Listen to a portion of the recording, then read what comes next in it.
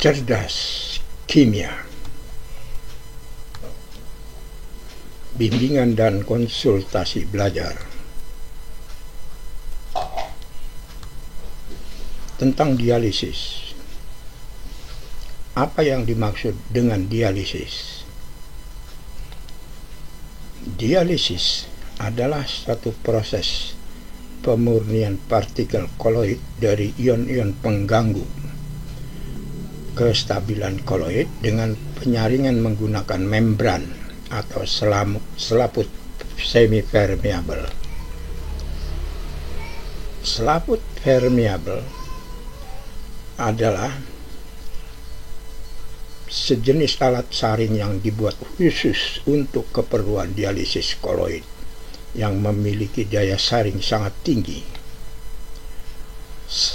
Selaput semi-permeable hanya melewati molekul air dan ion-ion saja, sedangkan partikel koloid tetap tinggal atau tidak lolos.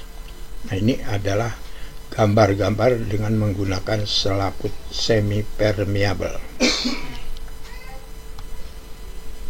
Proses dialisis koloid sangatlah sederhana. Koloid yang akan didialisis dimasukkan ke dalam sebuah kantong yang terbuat dari selaput semi-permeable. Nah, inilah kantongnya.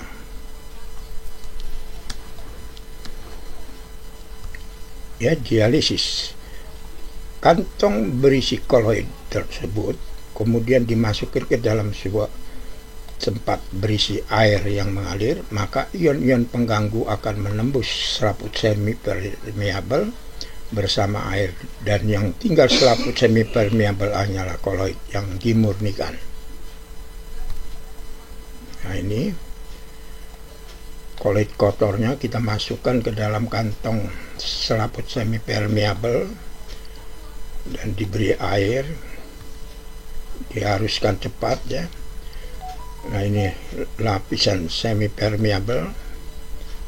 Nah, koloid kotor di sini akan tersaring ya oleh lapisan semi-permeable. Koloid liofil dan liofop. Koloid liofil adalah koloid yang mengadsorpsi cairan sehingga terbentuk selubung di sekeliling koloid. Contoh agar-agar, kanji, sabun, dan deterjen. Koloid liofop adalah koloid yang tidak mengabsorpsi cairan. Contoh dispersi emas, belerang dalam air.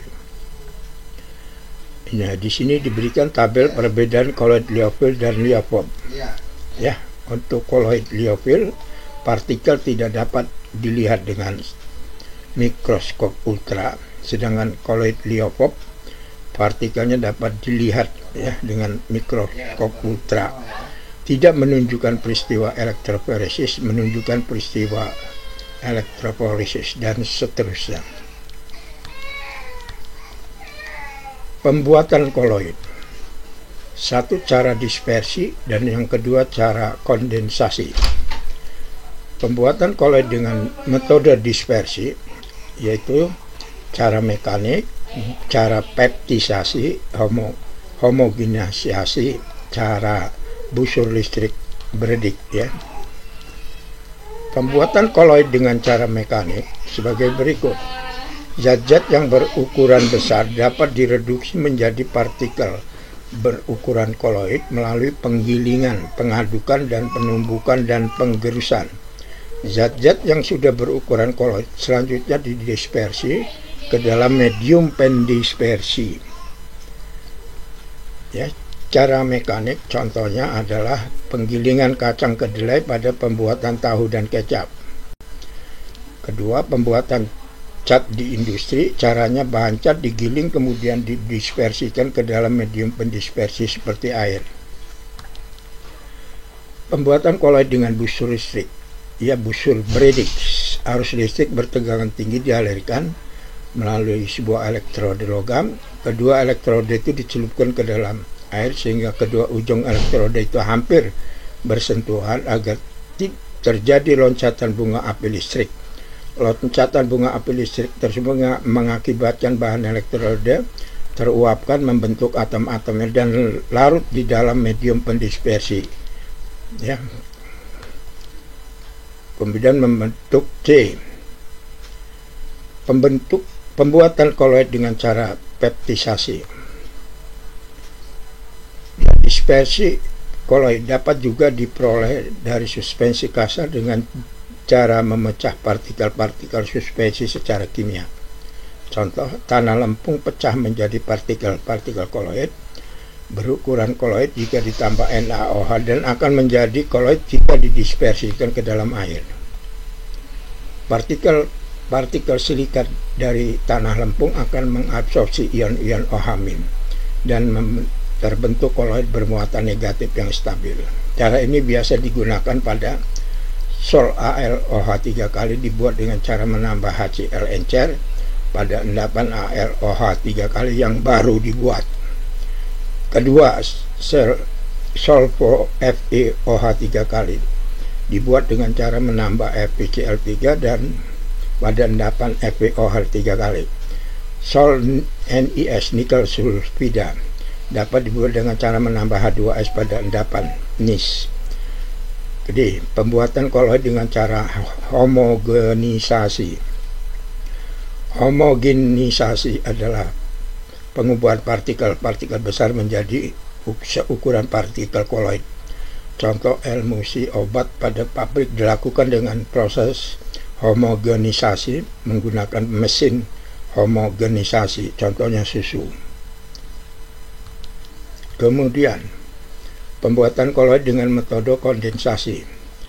Kondensasi adalah cara pembuatan koloid dari partikel kecil menjadi partikel koloid. Proses kondensasi didasarkan atas reaksi kimia yang melalui reaksi redoks, reaksi hidrolisis, dekomposisi rangkap, dan penggantian pelarut. Satu, reaksi redoks, pembuatan sol belerang. Nah, ini reaksinya. Kemudian pembuatan sol emas. Ya, ini reaksinya dari aurum klorida, ya. Terbentuk sol emas. Kemudian ditambah FeSO4. Kemudian kedua, reaksi hidrolisis, pembuatan sol FeOH 3 kali, pembuatan AlOH 3 kali. Reaksi pengendapan, ya, Ag nitrat dengan NaCl terjadi endapan AgCl. Reaksi pergeseran atau substitusi. Ya, di sini ada substitusi, ya. AS jadi H diganti oleh AS.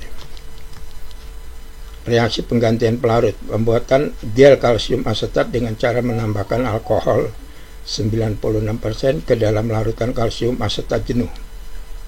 Beberapa macam koloid. Aerosol adalah sistem koloid di mana partikel padat atau cair terdispersi dalam gas. Aerosol padat debu, asap. Aerosol cair kabut, awan. Bahan pendingin dan pendorong yang sering digunakan adalah kloroform karbon CFC. Emulsi adalah sistem koloid di mana zat terdispersi dan pendispersi adalah zat cair yang tidak dapat bercampur. Emulsi minyak dalam air, santan, susu, latek, minyak ikan. Emulsi cair dan minyak, mentega, minyak rambut, minyak bumi. Agar larutan koloid stabil, ke dalam koloid biasanya dimasukkan emulgator, yaitu zat penyetabil agar koloid stabil. Contoh, susu merupakan emulsi lemak dalam air dengan kasein sebagai emulgator. Ya, nomor 1. Pembahasan soal. Mutiara adalah sistem koloid. A. Padat dalam cair dan seterusnya. Jawab. Mutiara adalah suatu gel fase cair terdispersi dalam fase padat. Jawab D. Manakah yang tidak termasuk sistem koloid? Dalam sistem air sada yang terdispersi adalah ion Ca dan Mb. Ukurannya partikel lebih kecil dari 10 Armstrong. Bukan koloid tapi larutan sejati. Ya, jawabannya B.